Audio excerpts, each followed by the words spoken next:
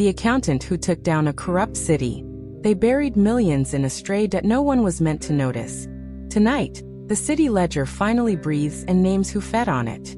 Merritt Cole did not chase glory, only patterns. The kind that nap under dust, the kind that wait for a hand steady enough to brush them awake. In a windowless room beneath Greywater's Record's wing, fans hummed like tired insects and the concrete held last winter's chill. He stood a little forward of center, a habit born from long hours and a back that tilted as if listening. Ink darkened the inside of his right thumb. A navy windbreaker hid a frayed collar. On the desk, spreadsheets crawled across two monitors with the slow menace of storm fronts. Columns of vendor numbers, invoice dates, line items, those small tidy fields people trust more than they trust people, rolled past his eyes. He nudged a paper clip along the keyboard, then froze. A decimal shifted left by a single place will not ring an alarm. A decimal shifted left in a way that repeats every third Tuesday. Tied to van routes that start near funeral services and end at a nonprofit that offers bereavement assistance. Will sit up and ask to be heard. The city called the contracts dignified transport for unclaimed remains. A line that comforts when you read it fast. Merritt did not read fast. He printed 3 months, then 6, then a year. The totals multiplied into a fog that made his jaw go tight. On paper, the vans crossed town with solemn purpose. In the traffic cameras along Dockline Canal, the same plates idled behind a warehouse painted the color of wet bone. Receipts showed mileage and hours. The footage showed engines off and doors closed for spans that looked like naps. The city paid for motion. The city paid when nothing moved. A pattern is rarely a villain by itself. It is more often a sign that someone believes no one will trace it.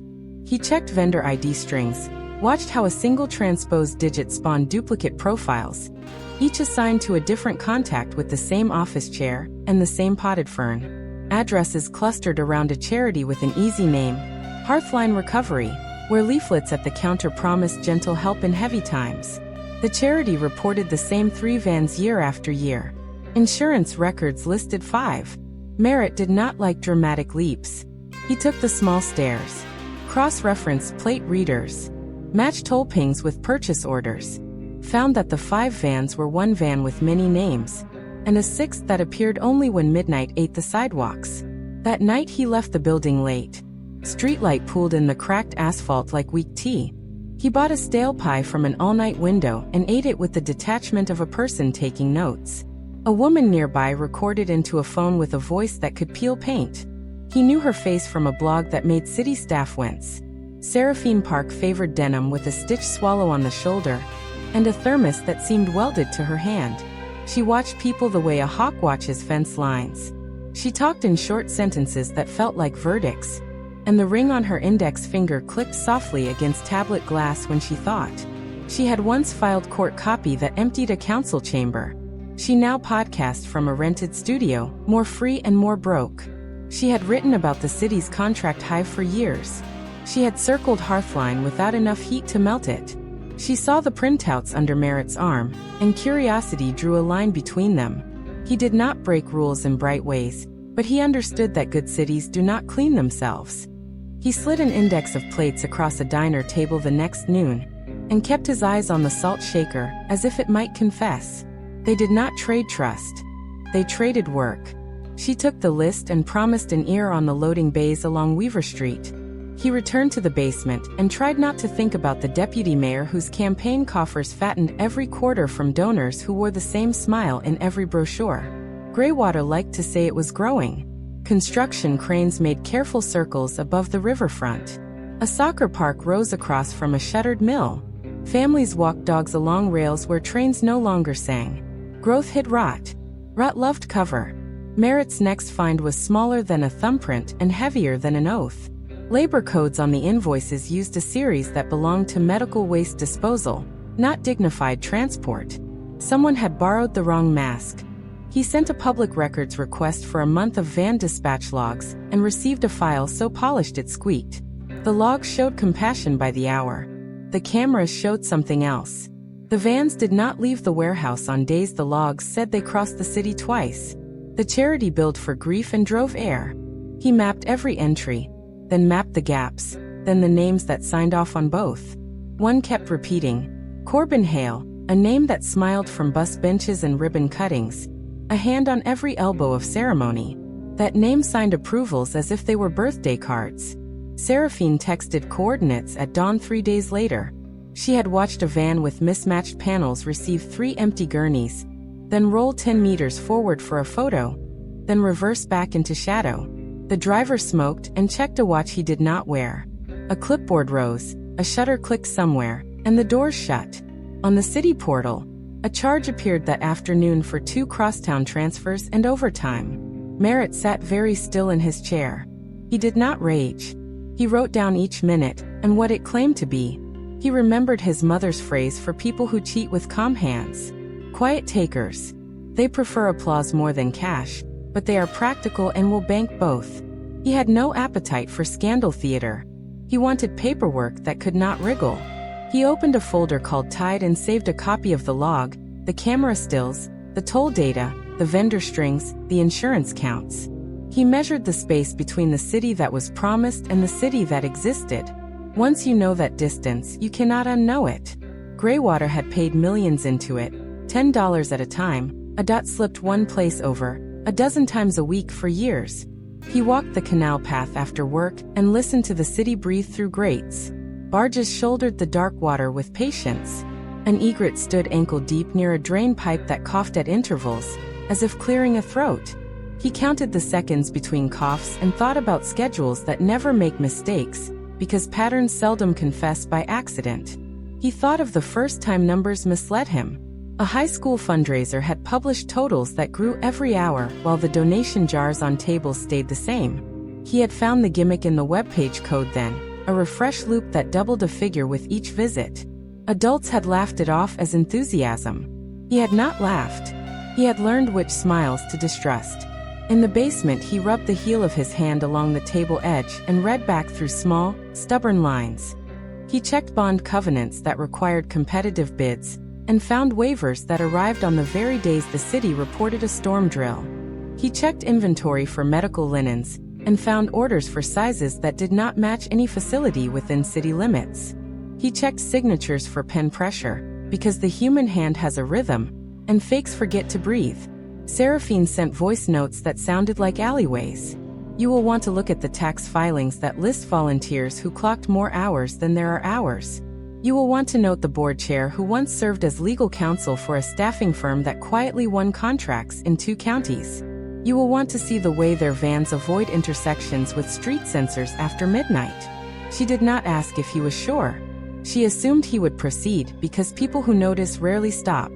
On a Saturday, he pretended to shop for used file cabinets at an auction on the east side, where Hearthline stored overflow furniture. He ran his fingers along drawers and found masking tape labels with numbers that matched invoice batches. In a box of bent frames lay a city badge from 3 administrations ago. The past keeps receipts even when it forgets to label them. He kept his face bland and bid on a chair with a broken wheel. He lost. He left without regret, and with a photograph of the tape. He kept the photo and the date. Wednesday came warm and noisy, a noon that smelled of kettle corn and sunblock along the river walk. Barricades stitched the street grid with cheerful plastic, and bands rehearsed on flatbeds that glinted in stop-and-go light. Merritt stood back from it all, close to the shadow under a sycamore that dropped flaky bark like old paint. He had the schedule on his phone, the one the city posted with pride. He had the contracts on his screen, the ones that couched pride in phrases about dignity and necessity. He had also copied the GPS pings of the vans to a thumb drive that lived in a pocket sewn into his backpack. The backpack was gray and blunt, patched once with duct tape. He wore sneakers that never learned to squeak. He watched the bay door on Weaver Street through a camera tucked under the lip of a second-floor sill. Seraphine watched from the far corner, behind a stack of pallets that smelled of citrus cleaner and something metallic. She kept her thermos near her cheek to catch condensation. It told time the way old tools do. At 12:12, a van with a dent under the passenger handle rolled forward 10 meters, stopped and idled. The driver looked at a wrist bear of a watch, then at the clipboard. A man in a safety vest photographed the side panel and took an extra shot of the rear door, as if a label might change if given attention. The van reversed into the bay and did not emerge. The Riverwalk broadcast live from 2 blocks away. A float shaped like a lighthouse sliding past with children waving. The city portal timestamped the post with party emojis. In another tab on Merritt's desktop, a new invoice waited in draft, already filled with miles that would not be driven between noon and 4. Minutes ticked and he wrote each one, neat as fence posts. He did not enjoy the feeling. It held no drama, only the gravity of something that has been true for a long time and plans to remain true. He ate a clementine and watched the camera view for movement. Dust hung in the sun like quiet applause. At 13:40, a second van appeared, panel colors not quite a match, and performed the same small ritual. Roll, stop, pose, reverse. The sequence had the rote grace of brushing teeth. In the portal, another draft invoice appeared in a queue. He photographed the screen with a dated newspaper and frame, not because he doubted the timestamp, but because cases fail on the smallest pretext. He had asked himself all week if his care could become a rope around his own ankles. Hard truths often stall when told by clerks. He wrote his notes like an engineer building a bridge across that stall. He wrote as if each line might have to carry a truck. Seraphine kept one ear to the street. Parade staff traded jokes about a drumline near Vine Park. A woman in a sash fed a beagle popcorn against strict rules. None of that mattered except as proof that the route was stuffed with people at the hour the vans pretended to cross it. She recorded the background and did not speak into the mic.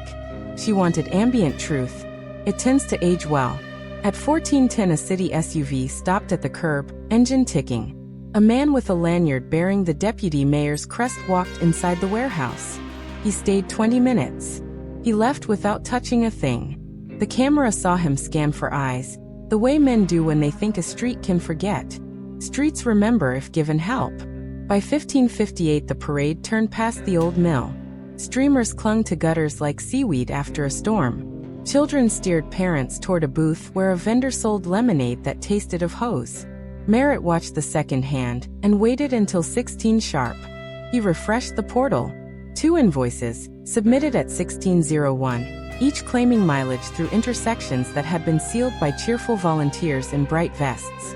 He turned the thumb drive in his pocket like a coin.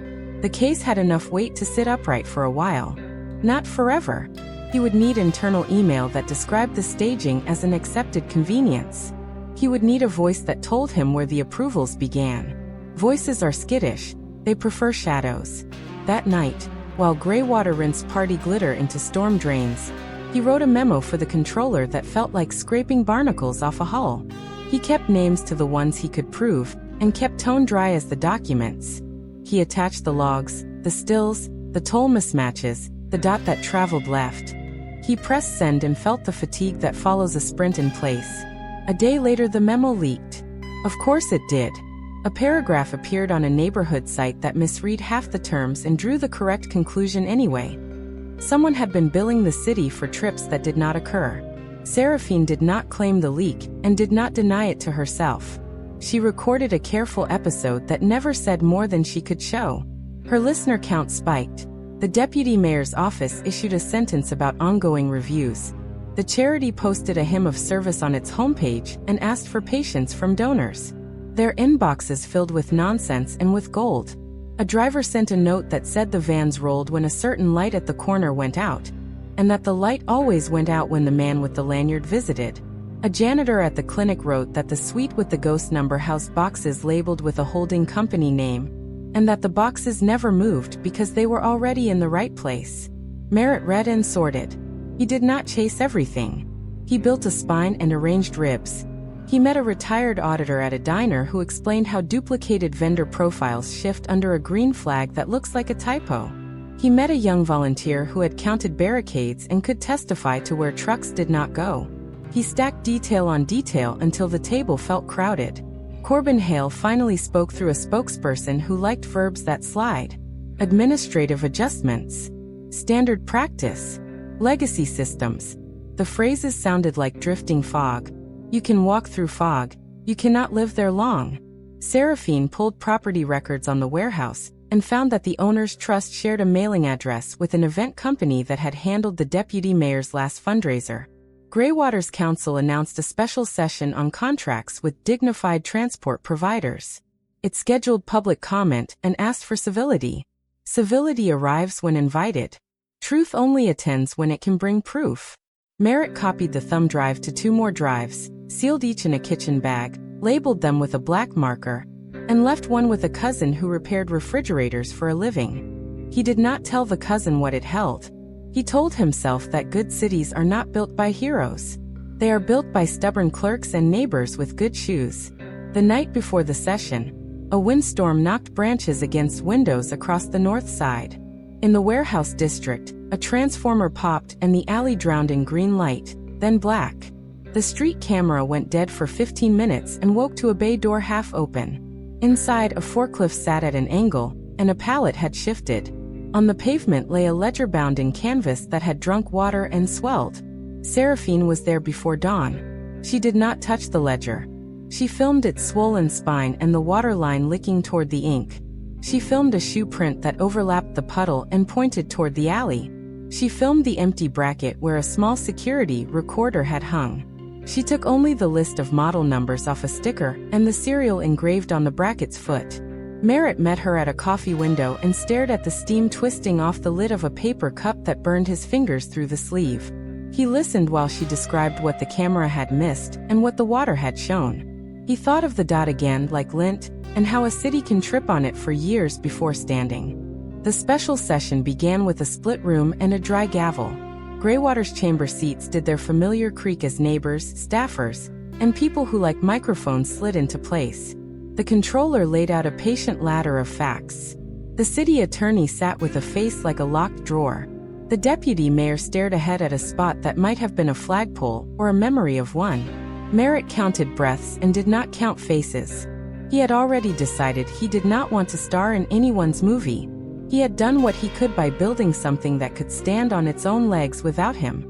The audit authorization passed. Payments paused. The room exhaled. It was the kind of exhale that old buildings remember, the sort that does not clear the air so much as stir it.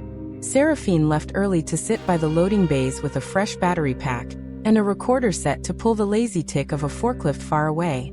She believed in ambient truth and in the pressure of attention. Most schemes can swim in silence. They drown when watched. The state inspector general sent a small team that wore quiet shoes and carried large binders. They cross-checked the van's insurer filings against DMV records and found the double naming that Merritt had flagged. They followed the holding company through post office boxes until the paper trail ran under the door of a law firm with frosted glass and heavy rugs. A clerk there confirmed the trust that owned the warehouse and handed over a thumb drive labeled with dates that mattered. Inside sat contracts that tied the trust to a contractor whose staff had written the bids their firm later won. The inspector's report made its path deliberately, printed on fibers that took ink with gravitas. It did not accuse, it described. Staged vehicle movements. Duplicate vendor profiles with transposed digits. Labor codes borrowed from the wrong industry. Dispatch logs that described trips through closed streets. A pattern of approvals that concentrated in one office. The report recommended referral to the district attorney and a halt to all current transport work pending a clean rebid. Greywater's daily life kept moving. The bus still groaned at potholes. A storm drain swallowed a child's shoe and then spit it back. The mill's chimney finally came down in a planned blast that made the river push its breath against the banks. Under that steady hum, the city's servers disgorged emails. A project manager had written that the staging saved hassle. A scheduler had copied the man with the lanyard on instructions to prepare 2 vans for photographs during parade hours. The phrases were not criminal by themselves. Together they made a picture. The district attorney convened a grand jury. Indictments landed like dull stones in a creek. Not spectacular. Heavy enough. Charges against a warehouse foreman for falsifying logs. Charges against a contractor for presenting bills with staged images. Charges against a mid-level official for steering extensions. The deputy mayor resigned to protect the administration from distraction. He hired counsel with glossy shoes. He said nothing in the hallways because he did not need to help the story along. It helped itself now by the weight of paper. Merritt slept badly for a week, and then better. He took calls from reporters in careful intervals, and referred most to documents. He met with the city's IT staff to strengthen backups because a city that keeps its own memory is less easy to cheat. He walked past Dockline Canal at dusk and watched the egret lift off at last, wings taking the air with the austerity of an old ritual. Seraphine published a long piece with maps that did not try to be pretty. She included a box that spelled out how a decimal drift turns into real sidewalks not repaired, into late pay for aides who lift patients out of vans that never leave a lot, into a park restroom closed by a sorry sign. People shared it in group chats that usually swap jokes. A barber asked his council member about it with hair clippings on his shoes. A teacher assigned it without telling the principal. Attention carried. In plea hearings, the foreman described the ritual without pride. A contractor admitted that photos were staged during closures because it kept schedules clean. The mid-level official asked for the mercy extended to people who follow orders. Those words lay on the table like tools with old grease. The judge sent them to slow accountability. Fines that bite, hours of community labor that stain the hands, a term without drama that still counts. The law has its limits. It also has teeth if fed the right food. The deputy mayor faced charges later for soliciting contributions through intermediaries tied to contracts. He denied wrongdoing and paid for statements that sounded like envoys from a foreign land. The council tightened procurement rules, banning vendor profiles that share bank routing, and requiring live verifications with random spot checks. The audit office gained 2 positions. A small thing, but small things must be where cities start. Merritt restored his weekends carefully. He fixed a chair with a new wheel. He oiled the window track above his sink so it stopped crying in wind. He began mentoring 2 interns who thought numbers were shy animals you coax into light. He taught them to love the slow part of the work, and to distrust any line that grew tidy when context begged for mess. He told them that a decimal sliding left is a message, not a mistake, and that good work is loving the message enough to answer. Seraphine came by the record's wing with a tin of cookies in a plain bag, and a print of a photo she had taken at the river the day the mill fell. In the image the dust looks like weather, and the crowd looks like a single body taking a breath. A heron crosses the frame in a line you might miss until someone draws a finger along it. She laughed at herself for the photo, then called it a souvenir of a city choosing to pay attention. She recorded a final episode in the series and promised listeners something quieter next week. Greywater rebid the contracts and chose providers who agreed to real-time route publication and third-party audits. Hearthline shuttered the bay on Weaver Street and announced a merger that satisfied no one. The holding company dissolved and reformed into something with a different first letter. That is the way of such companies, but the new leases came with clauses the old ones would have eaten. Cameras on the alley now fed to a public dashboard. A mural appeared on the warehouse wall, painted by teenagers who invented a bird that looked like a compass and a compass that looked like a bird. The city paid less that quarter for dignified transport. It paid on trips that occurred. It paid slower, with patience and with questions. The savings were not spectacular. They were solid enough to reopen the restroom at the park and to repair the light that winked out by design. The beagle that had eaten popcorn returned to the Riverwalk without incident. The small things flourished. One morning, Merritt stepped out of the basement into clean winter sun. He carried a new yellow pad. He had slept 7 hours, which felt like winning a raffle no one advertised. He stopped by a community center where a workshop on city data had drawn retirees, teens, and a bus driver on his day off. He showed them how to read a line item, and how to ask for the raw file with kindness and firmness at once. He watched faces shift as people realized they could hold a city's promises with their own hands. He did not become famous. He did not move away. He bought a sturdier pair of sneakers and replaced the duct tape on the backpack with a patch from a friend who stitched swallows. He kept the ink stain on his thumb, because it seemed honest to him. He visited the river at dusk, where an egret and a heron now took turns as if on a schedule that belonged to them. He felt the city settle around him like a jacket that finally fits. The quiet theft had been quiet because it surrounded itself with solemn words. The fix was also quiet, a stack of small acts that refused to look away. In the ledger that lives between promise and result, Greywater wrote a line that did not erase the past, and did not pretend the future would not test it. It wrote that a dot in the wrong place can be moved back. It wrote that people can learn to see. It wrote that a person who works without applause can go home early some nights. And so Merritt walked home through air that tasted like pennies and bread. And he waved to a kid who practiced drum rolls on a mailbox, and he tightened the strap of the graphite backpack. The day had work left for someone else. His part, for once, felt complete enough to set down. He let that truth rest on his shoulders. It did not press. It steadied. He felt ready for plain days again now.